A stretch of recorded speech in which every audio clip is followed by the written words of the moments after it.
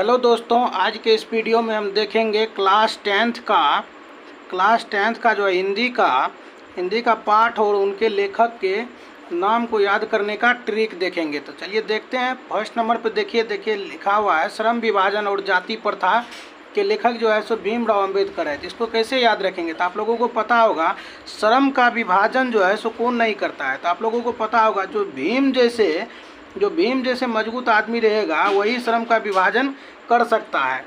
उसके अलावा जो उसके डर से भी कोई करेगा तो भीम जैसा आदमी जो रहेगा वही श्रम का विभाजन करवा सकता है। तो श्रम विभाजन और जाति प्रथा का लेखक कौन हो गया? भीमराव अंबेडकर हो गया। इसको इस तरह से याद रखेंगे। अब देखिए दूसरे नंबर में क्या है। देखिए दूसरे नंबर में है 20 के दांत। आप लोगों को पता होगा। देखिए 20 के दांत को कैसे याद रखेंगे। देखिए नलिन बिलोचन शर्मा इसका लेखक है। देखिए नली में आप लोगों को पता होगा, नली में ढेर सारे कीड़े मकोड़े जो है ना सो बहते रहते हैं। 20 के तरह जो होता है नाला में जो है सो 20 के तरह ही बहते रहता है। तो ये नलील जो है सो नलील नाला में जो बहते रहता है वही 20 के तरह होता है। तो 20 के दांत का लेखक कौन हो गया? नलिन बिलोचन शर्मा हो गया। अब देखिए भारत से हम क्या सीखे। अरे ये भी बात कोई पूछने वाली है। भारत से लोग मैक्सिमम लोग सीखते हैं। मैक्सिमम से मैक्सिमम चीज़ लोग भारत से सीखते हैं। तो क्या हो गया? भारत से हम क्या सीखे, इसके लेखक कौन हो गए?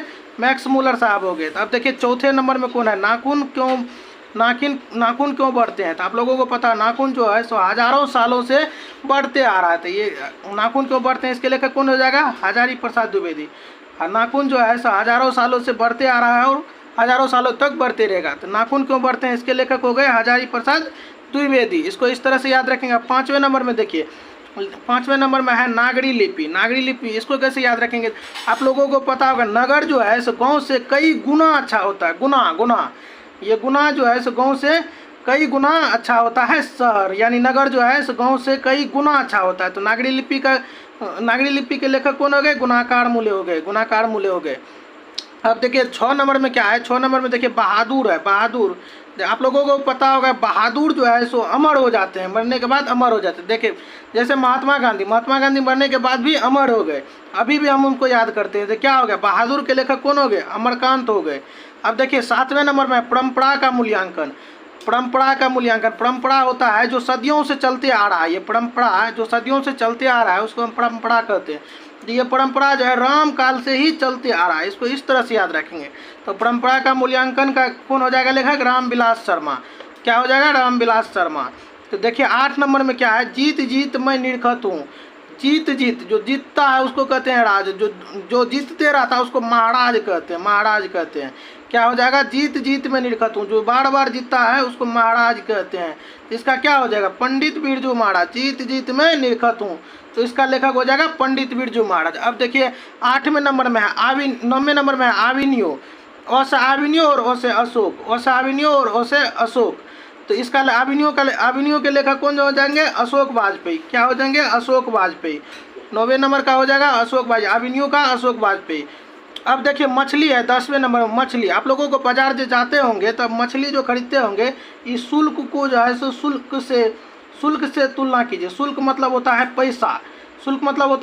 आप लोग जो मछली खरीदने जाते होंगे तो शुल्क तो लगता होगा, यानी पैसा लगता होगा। ये पैसा जो है सो लगता होगा। शुल्क मतलब पैसा लगता होगा। मछली को खरीदने के लिए शुल्क लगता होगा। तो मछली का राइटर कौन हो जाएंगे? मछली का राइटर हो जाएंगे विनोद कुमार शुक्ल। इसको इस तरह से याद रखेंगे। अब देखिए 11वें नंबर में है नौबत खाने में इबादत। आप लोग जो किसी होटल में खाने के लिए जाते होंगे तो आप लोगों को खाने के बाद जो मिश्री और सौंफ दिया जाता है। मिश्र को जो तुलना कीजिए मिश्री से खाने के बाद, होटल में खाने के बाद क्या दिया जाता है? मिश्री और सौंफ दिया जाता है। तो नौबत खाने के बाद जो है सो दिया जाता है मिश्री। तो ये नौबत खाने में इबादत के लेखक कौन हो जाएंगे? यतीन्द्र मिश्र हो जाएंगे। इसको इस तरह से याद रखेंगे। अब देखिए 12वें नंबर में है शिक्षा और संस्कृति। इसको कैसे याद रखेंगे? शिक्षा और संस्कृति। तो शिक्षा में क्रांति कौन लाए थे? महात्मा गांधी जो है सो आज इस तरह से हम पढ़ा रहे हैं और आप पढ़ रहे हैं तो महात्मा गांधी के कारण ही ये जो आज़ाद करवाए उसके बाद ही जो शिक्षा का प्रचलन बहुत अच्छा से हो पाया। तो शिक्षा और संस्कृति के लेखक कौन हो जाएंगे? महात्मा गांधी। तो गाइस आप लोग इसको याद कर लीजिएगा। और इस वीडियो में अगर 100 लाइक और 100 कमेंट हो जाएगा तो इसके हम दूसरे खंड पे भी हम ट्रिक लेकर के आएंगे, जो कि काव्य खंड है, ये था गद्य खंड, काव्य खंड भी लेकर के आएंगे। तो आप लोग कमेंट कीजिएगा, लाइक कीजिएगा, चैनल पे नए हैं तो सब्सक्राइब कर लीजिएगा। मिलते हैं अगले वीडियो में काव्य खंड के साथ।